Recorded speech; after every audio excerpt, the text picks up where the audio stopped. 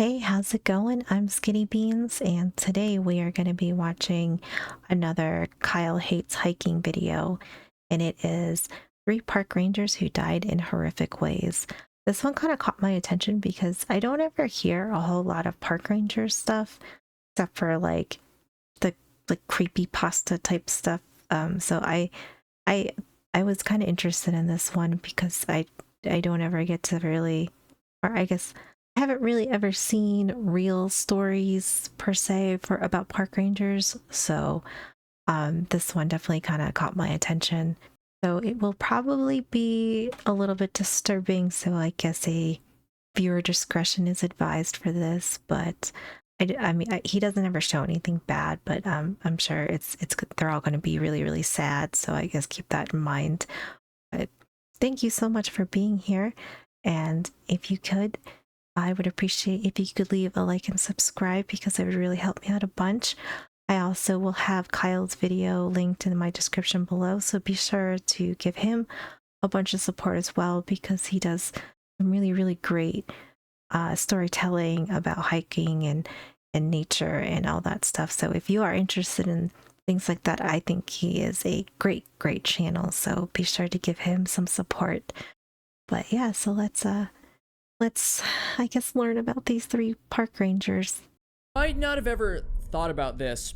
The job of being a park ranger can be, pardon my language here, but dangerous as This job involves so much more than just like standing at a visitor center and directing tourists to where the bathrooms are. Park rangers are law enforcement. You know, for the longest time, that's really what I thought park rangers did. I thought that's all they did was just like tell you how to get places and where the bathroom was. And then I started listening to more stuff. Or I mean, I guess as I got older, I realized that they do so much more than that. And I think that was probably me being ignorant, but also I was pretty young. I think when I kind of learned about park rangers, you know. So, but they really do. They do so much. And directing tourists to where the bathrooms are. Park rangers are law enforcement officers, which means that they have to deal with many of the same risks that normal police officers do. But in addition to that, they must also patrol the remote backcountry and all of its hazards. And they also have to be the first ones to confront dangerous animals that are putting the park's visitors at risk. And so Well, yeah, so much. So it's like they're law enforcement and wildlife rescue and animal control, I guess, of some sort. I mean, if you are a park ranger, my hat goes off to you because you are just, I mean, y'all are doing it all, and I definitely appreciate that. because of all this, it's no surprise that on many occasions, park rangers have died, been murdered, or just straight up disappeared in the line of duty. That's so scary to think about too, because I mean, I don't know like the acreage that park rangers probably have to cover. I'm sure it's a shit ton, but I mean, I feel like that just opens it up to so many possibilities of just super dangerous things happening between, you know, you can have crazy people, crazy animals. I mean, I feel like there's so many factors that could go into make, you know, and as to why that job can be so dangerous.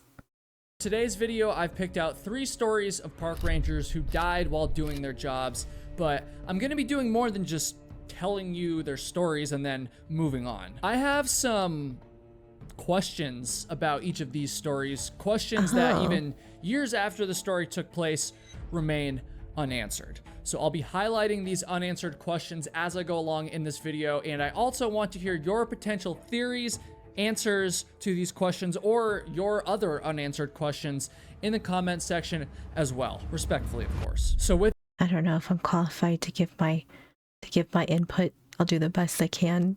I don't know a whole lot about park ranging, so or wilderness stuff, so I don't know.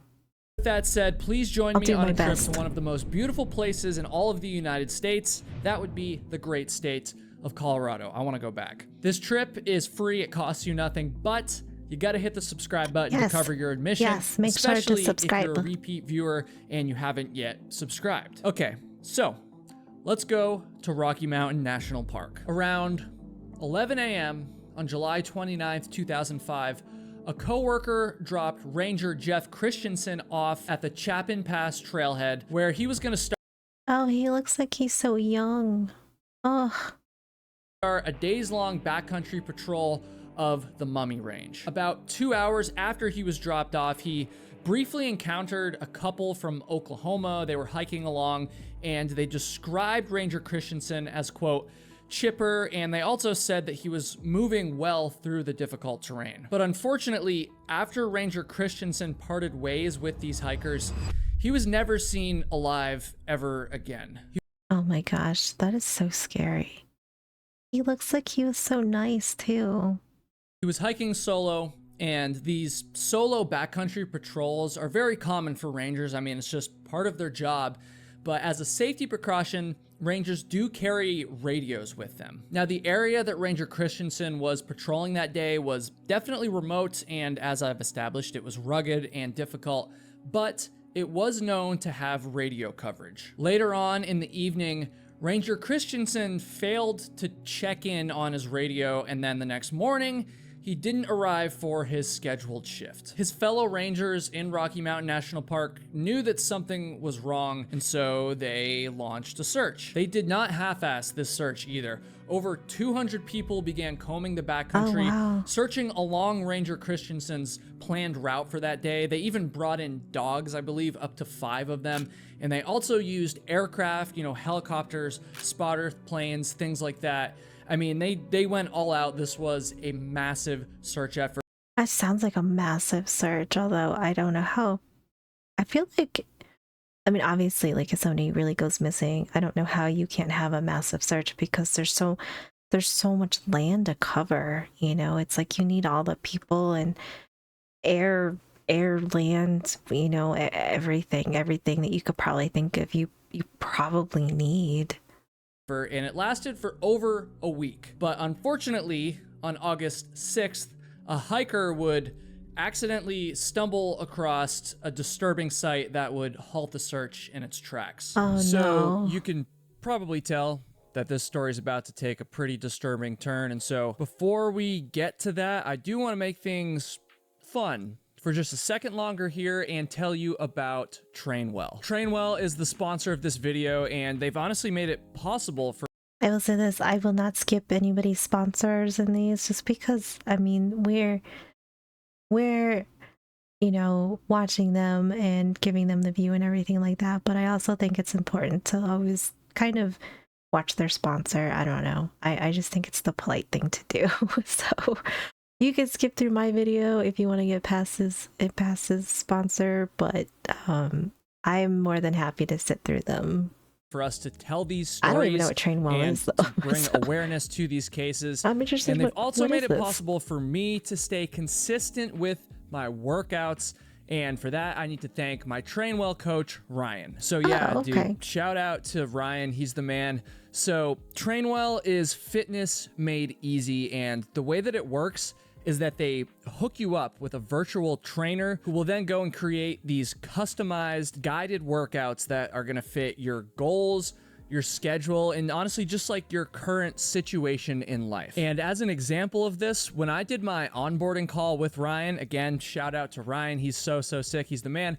I was a little bit worried because I'm kind of in between places right now. That's why I have a new setup back here. I don't have access to a gym, and I'm also training for some upcoming hikes, which is a pretty unique scenario. I was like, I don't know how much Ryan is going to be able to work with this. Shout out Ryan. But he told me that all of these things was no problem at all. And he quickly, I'm talking in a matter of a day, came up with a diverse body weight workout routine that also factored in my hikes and everything could be done at home. I am going to be back in the Very gym nice. in a few months here. And so once I can't wait to see what Ryan comes up with for me then. Shout out Ryan. The thing Shout is, out I'm sure a lot of Ryan. you have experienced this. I have for sure. Coming up with a new workout routine is very daunting.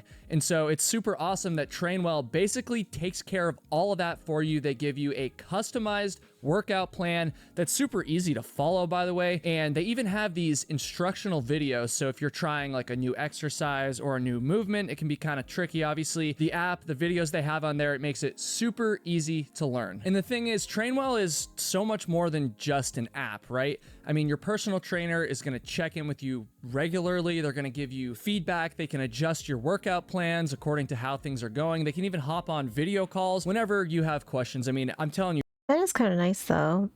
So yeah, I guess if you are even like new to working out, this would probably be helpful. Ryan has been I- so I- helpful. I could see this I gotta being- shout out Ryan. Shout out Ryan. being a nice- Trainwell has helped me a stay nice thing to have. consistent in my workouts leading up to my hikes this summer. And not to mention, they've also helped me avoid injuries too, which is something that I would always end up with when I was just training on my own. And it's something that Ryan is and important. I have really paid close attention to in my customized workout plan. So shout out Ryan. I'm pretty Because when you have good form, you won't muff yourself up as bad or ever. confident that you're going to get a trainer who's just as awesome as Ryan is. But if for whatever reason you're just not clicking with your trainer, you can also switch to a new trainer in the app at any time. So yeah, I think you're going to love Trainwell. And if you click the link at the top of the description, you're actually going to get 14 there days you go. Oh, free my head's kinda in with the your way. own expert personal there you trainer. go. So one more time, click that link. You'll also be doing the channel a massive favor when you do so. Shout out Ryan. He's super Yeah. awesome. And okay, Shout with out that Ryan. said, Okay. let's get back to the stories. So this hiker finds Ranger Jeff Christensen, and he was obviously, at this point, you could probably tell, not found alive. Ranger Christensen was found dead from an apparent fall. He was located in an area that was very high up between two rugged 13,000-foot mountains. And unfortunately, investigators were not able to determine like why he fell or even where he fell from. Park spokeswoman Kyle Patterson was quoted saying, "Anyone who's hiked in high elevation terrain knows the things that can go wrong. It could be a loose rock. He could have lost his balance or stubbed his toe. It could have been a shoelace. We'll never know. These kinds of areas are extremely unforgiving if you fall." So they weren't able to determine exactly what happened, but they were able to determine, disturbingly, that Ranger Christensen didn't die immediately after the fall. His body Oh no! So he fell and oh gosh, and then maybe he broke something and then he couldn't move. Oh no! was reportedly found with like bandages on his head, and so investigators believe that he actually must have survived initially and then, you know, patched himself up, walked a short distance before he finally went unconscious. So I mean, that's tough. It's yeah. disturbing, and it also raises a few unanswered questions about what would otherwise be a pretty straightforward. Wait, when he fell, did he lose his radio? Because if he still had his radio, could he have used it? Which, I mean, I don't know. I guess if he had a head injury, maybe he didn't think about it, you know, because like head injuries can kind of make you do not normal things or common sense things. So maybe that's what happened. I don't know. Accident in the backcountry. My biggest question is, why didn't Ranger Christensen use his radio to call for help Oh, there you go. after his fall? Now, if he was knocked unconscious or died immediately, then that would obviously explain things here. But again, Right. he was aware enough to like put some bandages on his head and to like attempt to rescue himself. That's true too. Yeah. So if he did have maybe a serious brain injury, I don't know if he would think to do that. That is a good point. Seems to me that if he was capable of doing those things, then he would have also been capable of using his radio to try Right, to contact yeah. someone. Now, it is reported that rescuers heard a few like radio clicks around the time that it's estimated Ranger Christensen was injured, but there's obviously no way to confirm where those clicks came from. And another potential answer is that by the time Ranger Christensen was found, his radio battery was completely dead. So it's definitely possible that something happened to his radio before he fell, the battery died, and that's why he never made a call. No. But it's also definitely Right. possible that the battery just drained over the course of the search. There were also apparently some gunshots heard in the area around the time of his injury, but when they found his body, they also found his firearm and they found all of his ammunition with none missing, which indicates that he had not fired his weapon. Another unanswered question that I have is actually about Ranger Christensen's choice of route that day. So apparently he had actually strayed from what he reported his planned route to be, and while he was off of his route, that's when he fell. I always hear this in some of his stories too. It's. I mean, I haven't watched really in the park ranger ones, but I know for hiking ones, it's always like, I don't know what it is, but a lot of those people always seem to kind of stray off of their planned route, and then that's usually when something bad happens, and that like. I don't know. That totally freaks me out and is so scared. I mean, it makes me feel so sad for them too, because it was like, had they just stuck to their path, would they have been fine? Maybe, it's like those questions that you kind of mull over of, had they not strayed, had they stuck to their plan, would they have been fine? Or but at the same time, even if they had, something still could have gone wrong. Reasoning for straying from his planned route is not known, and it's certainly possible that he would have been found sooner if he had been on his planned route. Yeah, that too, because there's definitely stories of people that have strayed from their routes and then they either are not ever found or they are found way later because they were way off of what they told people where they were gonna be.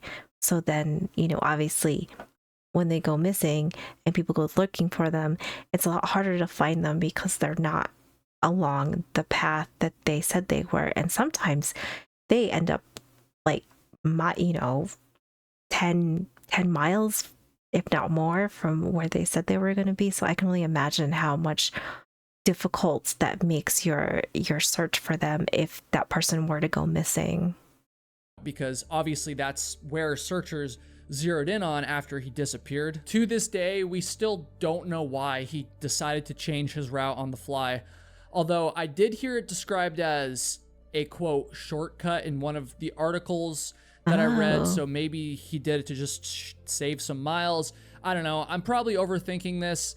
It's just a very bizarre and complicated situation, and it's also worth mentioning that rescuers did not place any blame on Ranger Christensen for straying from his route. Apparently, this is common practice for rangers, and it's totally within their rules and guidelines. They're allowed to leave their routes. His fall was also so severe that even if he had been found quickly on, his planned route, it's still unlikely that he would have survived, unfortunately. Rocky Mountain National Park's chief ranger at the time. So that was like a pretty gnarly fall that he took then. Although, I guess depending on how high he was and fell, I guess regardless if he had fallen, that probably would have been a pretty traumatic fall.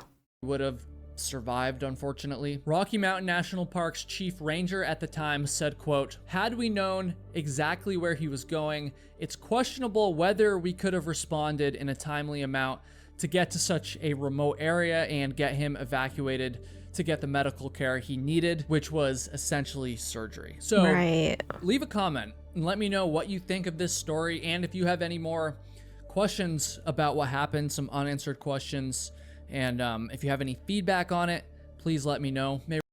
I can't think of anything, but I also don't know a whole lot about that life, or what could have been weird. Or I think it sucks that we won't ever know how or why he fell, but it's so sad though. Ranger Jeff Christensen, rest in peace. My heart goes out to his friends and his family. Unfortunately, we'll probably never know the answers to the unanswered questions I've raised. And unfortunately, in our next story, there's an even more difficult unanswered question, if you can believe it. And I also think that I can pretty confidently say that we're never gonna find the answer to this one. Real Oh, quick, I'd like to no. call out Rocky Mountain Rescue Group, which is a volunteer search and rescue group based in Boulder County, Colorado. Now, I'm not sure if they were involved with the search for Ranger Christensen, but I did notice that they have a no charge for rescue policy, which is awesome in my opinion. Oh, And so wow. they're going to be That's my really give back nice. call out for this week. I've made a donation to them and I encourage you to do so as well. Even if it's just a few dollars, doesn't have to be anything crazy. I will have their website linked in the description. In the 1970s, Dwayne McClure landed what many outdoor enthusiasts would consider a dream job when he was hired as a park ranger in Yellowstone National Park. I've visited a pretty good amount of national parks in my 28-year life so far, but Yellowstone is one that I have not been to yet, and I think that's a shame. I've been to Yellowstone when I was younger. I don't really remember a whole lot from it, but I have pictures of from like, so like I like vaguely remember. I don't know. I would like to go back there though. Because Of course, I mean I say that now, but I mean realistically, I'm pretty scared. I mean, not that I should be scared, but I don't know. I think, or I guess if I would go to the touristy section. I would not go hiking, but I know Yellowstone's really pretty. I'm sure that pretty much all of you are familiar with it. It's widely regarded as one of the most beautiful national parks in all of the United States, and so I mean, yeah, I'd really like to visit. By May of 1980, Ranger McClure had been working for the National Park Service for 10 years, and I'm He looks like such a sweet man. almost certain that he had been gathering experience in the outdoors for far longer than that. One of the outdoor pursuits that Ranger McClure was quite skilled at was canoeing. Now, some of you might think that canoeing is like super easy. I mean, you're just out there paddling casually. I do not think that. I don't think canoeing. I remember doing canoeing in like summer camp, and it's hard. No, it is not easy. What's the big deal? It can definitely be easy like this, don't get me wrong, but there is a big difference between paddling around in like a calm pond in the middle of the summer and paddling on a remote lake in the spring when the water is extremely cold and the wind is picking up. You can probably Oh yeah, I didn't even think about that. Yeah, I can only imagine what that's like. I was fighting for my life as a little kid in a canoe and in a pond essentially. I can only imagine. probably tell how things can go wrong in that situation.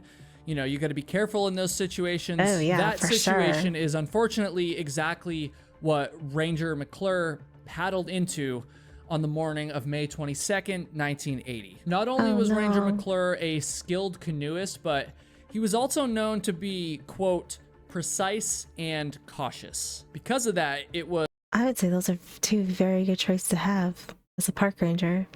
was very concerning when he didn't return from his planned patrol of the south shore of West Thumb on Yellowstone Lake. Attempts to contact him by radio failed, and so the National Park Service quickly jumped into action and launched a search for the missing ranger. And after they did this, it didn't take long for them to find a Just grabbing a disturbing drink. clue. So Right. early in the morning, the following day after he went missing, Ranger McClure's canoe was found on a remote beach roughly a mile from his intended destination. But the thing is, his Oh, canoe no. wasn't found like pulled up neatly on the beach or tied down to anything. It was found in a condition known as swamped. Essentially, the canoe had been overturned, it was filled with water, and it had drifted ashore. Obviously, that was a very disturbing find, but it was also a major clue. Searchers hoped that the overturned canoe would lead them to Ranger McClure's location. I mean, it's not unheard of Right, for yeah. people to get thrown out of their canoe to wash up on shore and then still be located alive. Unfortunately, I guess that makes sense. Like if you had just fallen out or something and then made it to land and then just kind of I don't know, maybe hung out because he probably figured people would notice he was missing. That would be my guess. Maybe. Fortunately, though, that is not what happened. In Ranger McClure's situation, they didn't find any additional gear in the canoe, they didn't find any footprints that led away from the canoe, and Oh worst of all, no. they just could not find any sign of Ranger McClure himself. They didn't give up there, obviously. They continued their search efforts after they discovered the swamp canoe, but unfortunately, they were never able to locate the missing ranger. His case basically went cold, and roughly a year after he disappeared, he was declared legally dead. I guess he officially remains missing to this day. It's a very strange and mysterious case, and so the Yeah, that is kind of weird. So I guess he could have something could have happened in the water, maybe. Yeah, I don't know. There's a lot of possibilities of, because we don't, I mean, that's not a whole lot of information to go off of to figure out what happened to him. the obvious question here is, what the hell happened to him? So, Yeah. due to his canoe washing up on shore, it's presumed that he drowned, of course. Yellowstone Lake has extremely cold water, especially in the spring when he was out there. So, if he did fall out of the canoe and he was like too far away from the shore to swim and get to safety, he would have undoubtedly become hypothermic and it would have happened fast. And so, my unanswered question isn't so much how Ranger McClure died, because that is almost certainly what happened. My unanswered question is, how did his canoe capsize in the first place? Oh, yeah, that's a good question. Yeah. So what happened, or what caused it to tip over, or how did he end up in the water essentially? Because I mean, I guess something could have happened and he could have fallen out, but I mean, I would lean more towards something happened to his canoe that maybe tipped him in the water. And also, how come his body was never recovered? This Yeah.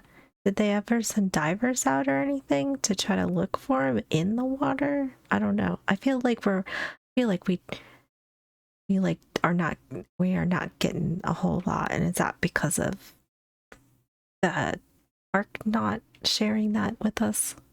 is very disturbing because the weather and the conditions on the day that he went missing were reportedly fine. There was apparently Oh. some wind on the lake that day, but it wasn't anything extreme. Okay, so we have a nice day for canoeing that wouldn't have caused him to tip over, essentially, unless something could have potentially happened to make him fall out. What would that be? And as an experienced and skilled canoeist, Ranger McClure would have almost certainly been more than equipped to deal with this. And besides, my understanding is that his route would have mostly been hugging the shore of the lake. I'm not 100%. Okay, so if he was somewhat close to land, if that's what they're reporting, I guess to say that that was his route, then if he had tipped over, then he should have been able to make it to land if he wasn't very far out, right? Okay. So now I'm starting to have more questions here. On that, but from looking at maps, that's what it seems like. I don't think he was intending to be out like miles in open water exposed like that, although again that's right. an assumption. I just don't understand what could have caused him to swamp his canoe, and again, it's also so strange that his body was never found. At this point, that is really odd that his body was never found. I mean, I guess I don't know what's in that water. Could fish or, I don't know, other things in the water have eaten him at that point? I don't know. Yeah, that is kind of weird. I hate to say it, but it's unlikely that we're ever going to get answers to those questions, but you never know, I guess. Leave a comment and let me know what you think happened. You never know.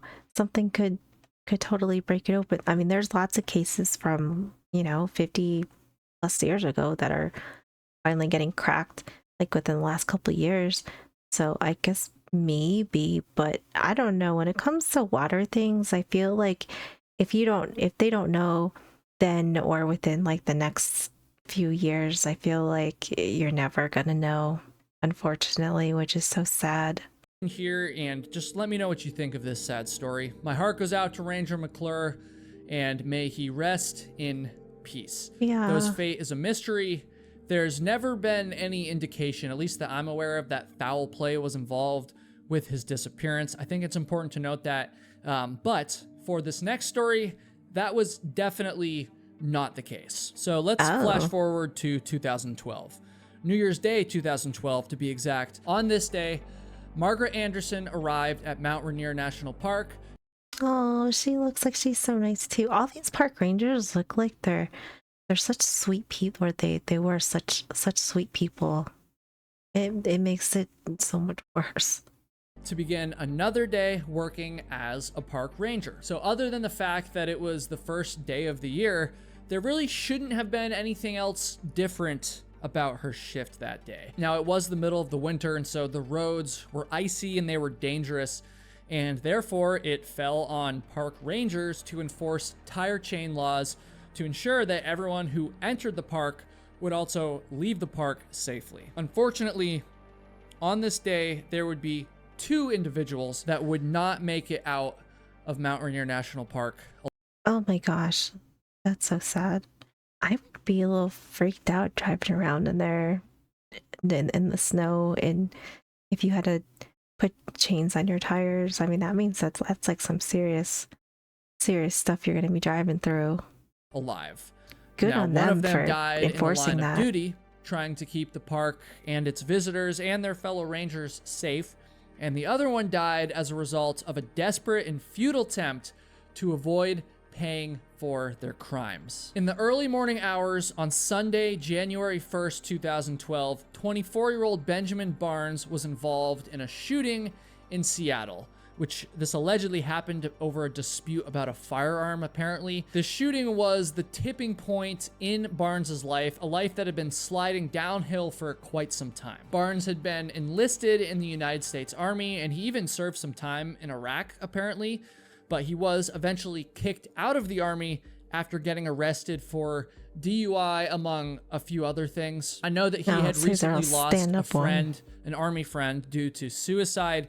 He had also been recently dumped by his girlfriend because of increased. So he's just a little unhinged. I can't imagine, being in the military and then losing a friend that you had there.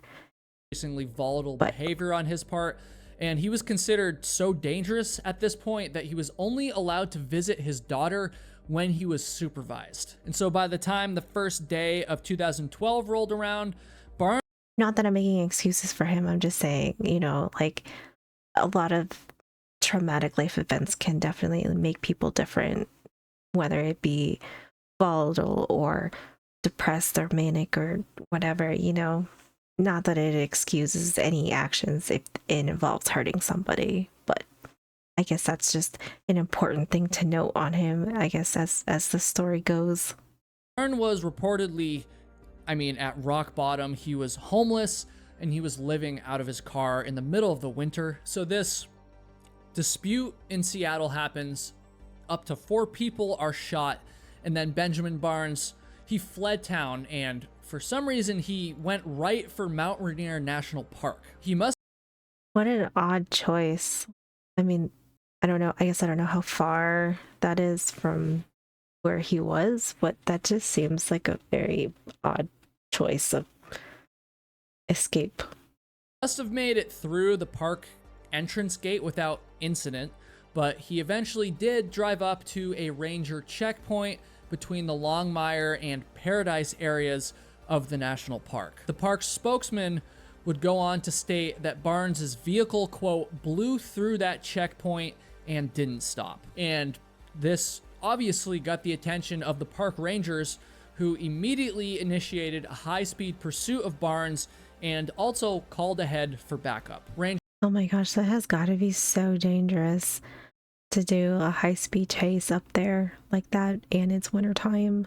Margaret Anderson was stationed further up the road near Paradise, I guess, and when she heard about the vehicle chase that was heading her way, she decided to move her vehicle into the road in order to block the suspect. Her and one of her fellow rangers that she was with made an on-the-spot decision to attempt to arrest Barnes before he made it further into the park, further into an area that had large amounts of innocent park visitors that could potentially be harmed by him. Barnes drove up to Anderson's vehicle, and then he apparently did a U-turn before jumping out and opening fire on Anderson and her fellow ranger using a high-powered rifle. This all happened, in just a split second. It happened so quickly, in fact, that Anderson didn't even have a chance to draw her gun, let alone actually return fire and defend herself. So he's firing on these rangers, and he actually missed Anderson's partner, but unfortunately, he didn't miss Anderson.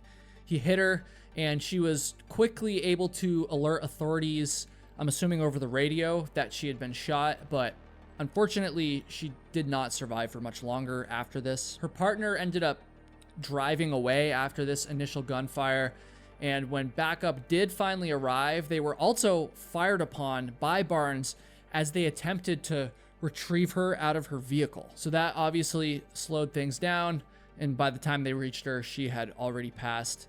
Super sad. Oh my gosh, that is so sad. Oh my gosh. Who would have thought that that is such a strange turn of events to have some totally unhinged person, but then that's such a weird choice to go into the national park. I don't know. Maybe it's not. I don't know. In my perspective, I guess I feel like that is such a weird and odd choice to go into a national park like that to go. I guess if you were a survivalist and maybe you were in the situation, I could kind of understand, but he doesn't seem like he's that kind of person, so it just seems really random. And then this poor lady, gets caught up in it. It's just sad. Down, and by the time they reached her, she had already passed. Super sad. She is survived by her husband, who's also a park ranger at Mount Rainier National Park, apparently, and she's also survived by her 2 daughters. So after the shooting, Benjamin Barnes just abandoned his vehicle and he fled into the harsh winter wilderness of Mount Rainier National Park. The park was immediately closed to new visitors after this happened. I believe that those who were already in the park were forced to either evacuate or to shelter inside the park's buildings. It was obviously a very tense and dangerous situation. Yeah. A massive manhunt was launched, and the authorities even brought in helicopters with infrared cameras. I would imagine if he didn't, hopefully he didn't hurt anybody or come across anybody else, but I think if he was left to his own devices, I think he'd freeze to death, though. If you're in the middle of winter, you're not a survivalist. He obviously doesn't seem like he came prepared for that kind of weather. I think he would just freeze to death. As well as other aircraft and, of course, hundreds of law enforcement agents who were searching on foot. And because it was the middle of the winter, there was up to 5 feet of snow in many areas throughout the search perimeter, which definitely complicated the search efforts. Yeah. But, of course, this very same factor would also complicate things for the fleeing suspect, who was not equipped to be traveling through the snow or equipped to survive a freezing cold night, for that matter. Yeah, so I would imagine he probably wouldn't even have made it through the night. These harsh winter conditions proved to be too challenging for Barnes, because the following morning, he was found dead near the base of a popular waterfall for hikers to visit. When they found Barnes, it was immediately apparent that he was only wearing a t-shirt, jeans, and 1 shoe, by the way. Oh gosh, I'm surprised he even made it that far. I don't know how cold it is up there in the middle of their winter, but it had to have been freezing. And he's wearing basically nothing. When they found him, it was apparent that he had not taken his own life, and obviously law enforcement didn't kill him. He had died because of the extreme cold. He was found completely defeated, lying face down in a creek. He was laying there dead right where he belonged, and I'll admit that this story isn't quite as mysterious as the previous 2, but I still wanted to include it in order to illustrate the sacrifice that park rangers rarely but do sometimes have to make. And I do still have a few questions about this story as well. I mean, absolutely. I mean, yeah, just because it's not mysterious doesn't make it any less important or to highlight how dangerous or unpredictable or how crazy park rangers jobs can get. I mean, it's so sad, but I mean, she obviously was doing everything she could to protect the rest of the people in the park and to try to stop this guy because obviously he was totally unhinged. So, I mean, park rangers definitely do a lot, and we definitely need to appreciate them more. As well. My first question is, why the hell did Barnes choose Mount Rainier National Park as his place to run to? Now, See, okay, so I can at least follow along somewhat and ask the right questions, right? Because I feel like, I kind of said the same things as Kyle, so it makes me feel like I'm somewhat confident. now, on one hand, I kind of get it because maybe he thought a national park would mean like lots of deserted wilderness and easy places to hide, which, I mean, there is Right. a lot of deserted wilderness in Mount Rainier National. Like, I'm sure there are, but at the same time, I don't know, it seems pretty stupid to have that be your choice of hiding place in the middle of winter, you know? It seems really stupid. National Park. But on the other hand, he had apparently been to the park on many occasions. So therefore, he would have known that it would be crawling with park rangers, there'd be law enforcement right. there. Yeah. And he also would have known that he would have had to go through a gate to even enter the park. One thing I could not find an answer to for some reason while I was researching is if this gate is manned during the winter. But either way, this entrance gate is basically a permanent checkpoint that he 100% would have known about. And so if he's on the run, why didn't he go to one of Washington State's numerous national forests and other public land wilderness that would have zero law enforcement present? Oh, okay. So yeah, that's a good point. So if there's other like what is it, like entry points, areas that are not patrolled or watched over, that don't have towers or checkpoints, yeah, like why didn't he just go there? Especially in the winter. I don't know, if he Yeah. was trying to hide, it just seems like those would be a better option than a heavily trafficked, That's a really good heavily point. regulated national park. But anyways, speaking of the gate, the entrance to Mount Rainier National Park, again, I'm wondering, how did he get through this gate without any problems? Maybe it's not manned in the winter. Leave a comment if you know the answer to this. I just couldn't find the answer for some reason. And That so is if a it's good not manned, question. then that kind of explains it. Yeah. But I mean, either way, the fact that he ran from the checkpoint further into the park makes me feel like he would have not wanted to stop at the park's entrance gate. And so I'm not sure what happened there.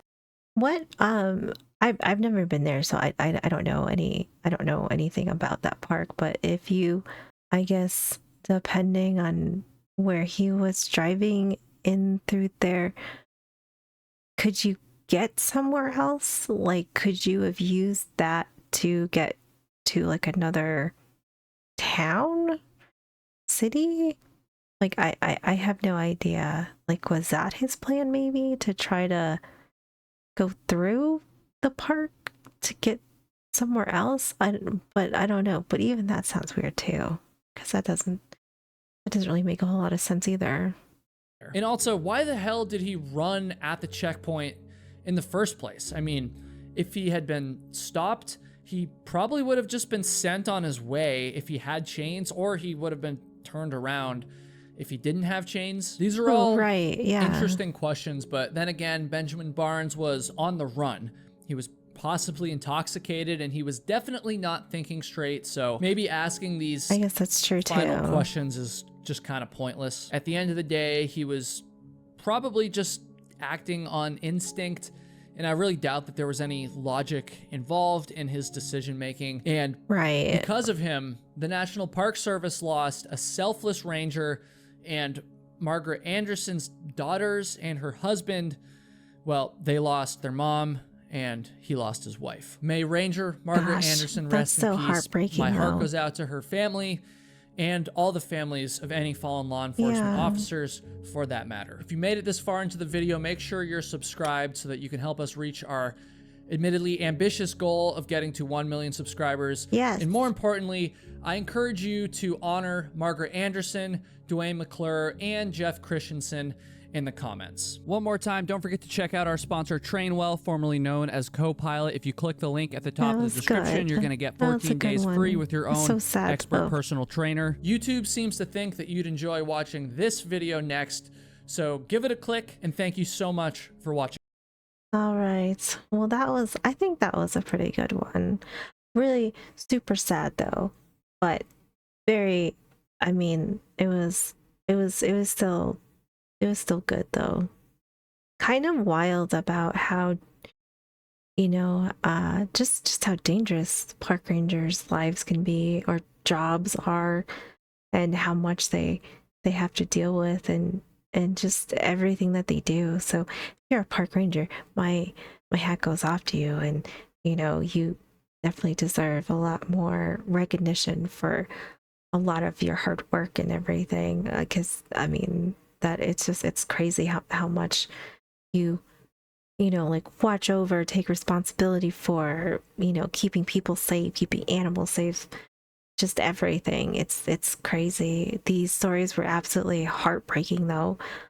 I feel so sorry for all the people involved in this, but I think it was a good video. I think it was important to kind of showcase these, you know, that park ranging is not an easy job, and it can definitely be dangerous. So I think it was good. I think it was great. So be sure to go to Kyle Hates Hiking's channel. His video is linked below, so be sure to go over there and give him some support. And as always, if you don't mind, if you could also leave a like and subscribe as well, it would really help me out a bunch. And I hope you guys have a wonderful day, and I will see you in the next one.